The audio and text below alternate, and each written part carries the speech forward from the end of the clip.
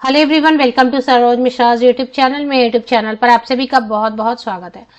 Finally ग्रामीण डाक सेवक भर्ती 2024 का डिटेल्ड नोटिफिकेशन जारी कर दिया गया है। आप इसे इंडिया पोस्ट जीडीएस वैकेंसी के नाम से भी बुलाते हैं। तो India post GDS vacancy notification जो रिलीज हुई है उसकी कंप्लीट इंफॉर्मेशन आपको वीडियो में प्रोवाइड कर दी जाएगी।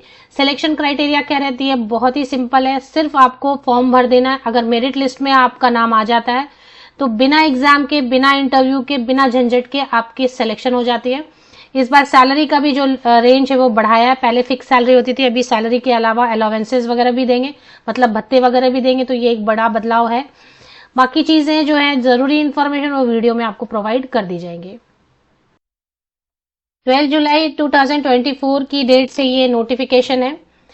GDS online engagement schedule July 2024, descriptive notification and engagement schedule. तो ये जो है ना सभी चीफ पोस्ट मास्टर जनरल को लिखा गया है। इसी में काफी सारी इंफॉर्मेशन आ गई है, डेट भी आ गई है। सबसे पहले तो डेट ही देख लेते हैं, पोस्ट की डिटेल देख लेते हैं।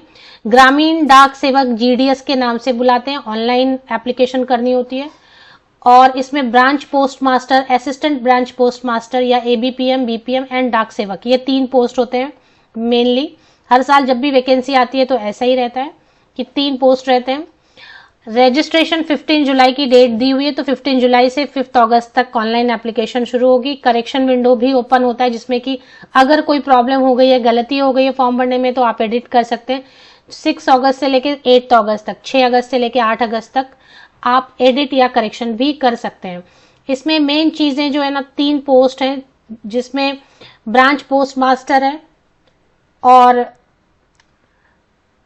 असिस्टेंट ब्रांच पोस्ट मास्टर है, एबीपीएम के भी नाम से बुलाते हैं, और इसके अलावा डाक सेवक है। तो ये 3 भर्तियां बेसिकली की जाती है इसके थ्रू। अब इसमें एमोल्यूमेंट एंड अलाउंसेस पे आप ध्यान देंगे कि थोड़ा चेंज हो गया और बेहतर हो गया है, क्योंकि पहले अलाउंस नहीं दिया जाता था। फिक्स सैलरी होती थी 10,000 या 12,000, पर स्लैब बढ़ा दिया है। 29,380 तक का स्लैब है सैलरी का ब्रांच पोस्ट मास्टर के लिए, और असिस्टेंट ब्रांच पोस्ट मास्टर या डाक सेवक के लिए 10,000 से 10,000 से लेके 24,470 तक का स्लैब है।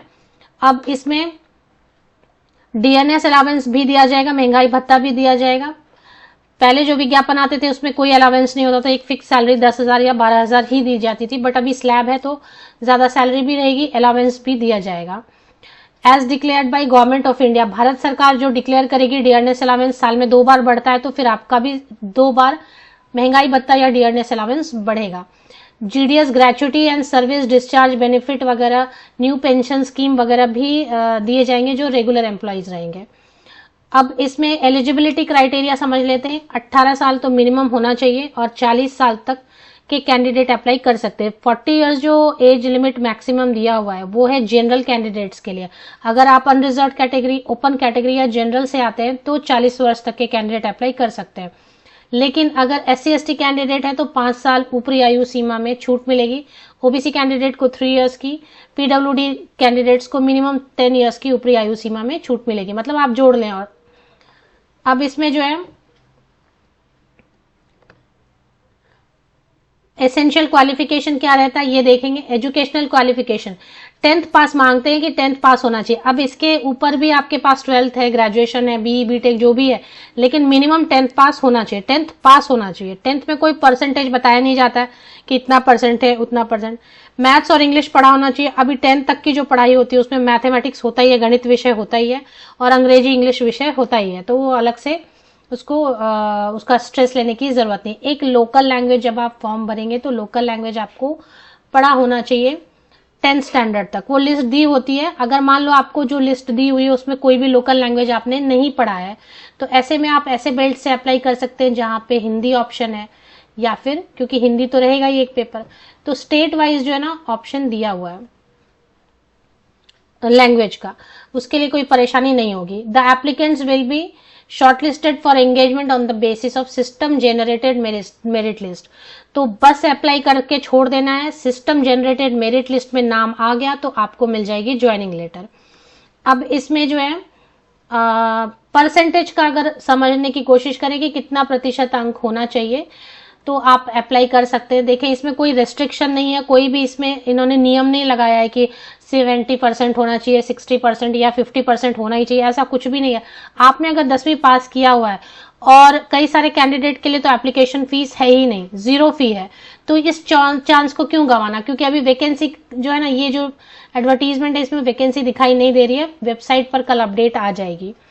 तो उसमें अगर वैकेंसी बहुत ज्यादा है, 30,000 40,000 वैकेंसी है, तो आप जिस भी परसेंटेज से पास किए हो, चाहे आपने किसी भी सेकेंड डिवीजन पास किया है या आप जस्ट पास भी हैं, एटलीस्ट फॉर्म भर के जरूर छोड़ें।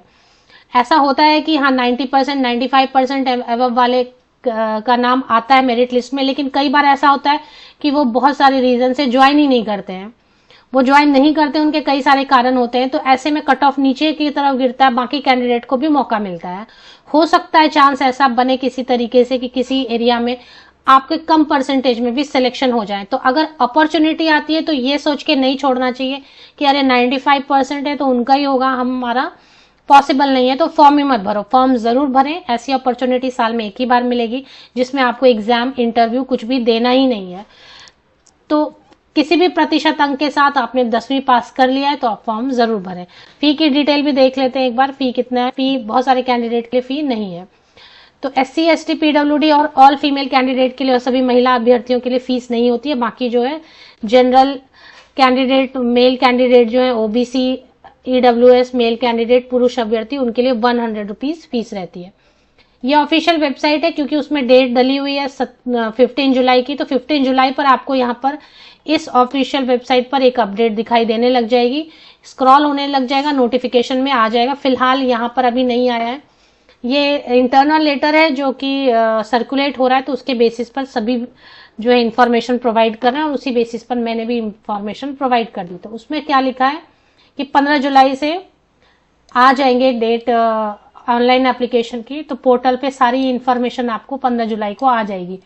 उसमें ही आपको पूरा कितना सीट है, कितनी वैकेंसी है, वो इंफॉर्मेशन भी आएगी। फिलहाल इस ये जो देख रहे हैं यहाँ पर वैकेंसी की डिटेल मिसिंग है। फी की डिटेल देखिए, fee of ₹100 is to be paid by the applicants for all post notified in choice of division. तो आप जो भी डिवीजन चूज करेंगे उसके लिए 100 रुपया फीस रहेगा। SC ST PWD and all female, अभी फीमेल जनरल कैंडिडेट हैं या फीमेल किसी भी कैटेगरी से हैं, महिला सभी अभ्यर्थियों को नो फी है। तो ये कैंडिडेट जो भी परसेंटेज है 10th में जरूर फॉर्म भरें, इस मौका को छोड़ना नहीं चाहिए। वैसे भी बाकी कैंडिडेट अगर एक से ज्यादा डिवीजन में भरना चाहेंगे फॉर्म, तो एक से ज्यादा फॉर्म भी भर सकते हैं। ऑनलाइन एप्लीकेशन रहेगी, इसमें कोई ईमेल अप्लाई ऑफलाइन मोड में कुछ भी कहीं नहीं भेजना है। ऑनलाइन पोर्टल आ जाएगी, जैसे वेबसाइट मैंने बता दिया, इस वेबसाइट से आप GDS ऑनलाइन एंगेजमेंट नोटिफिकेशन यहाँ पर आएंगे, यहाँ पे स्क्रॉल होने लग जाएगा, ऑनलाइन ऐप का ऑप्शन यहाँ पर आ जाएगा। सारी चीजें फी पेमेंट का तो जैसे ही इस पर अपडेट आ जाती है 15 जुलाई लेट इवनिंग तक आ जानी चाहिए, तो फिर से एक वीडियो आपको बनाकर अपडेट कर दूंगी कि यहाँ इन्फॉर्मेशन आ गई, डिटेल्ड नोटिफिकेशन वेबसाइट पर भी आ गई और साथ ही साथ ऑनलाइन पोर्टल भी ओपन हो गया।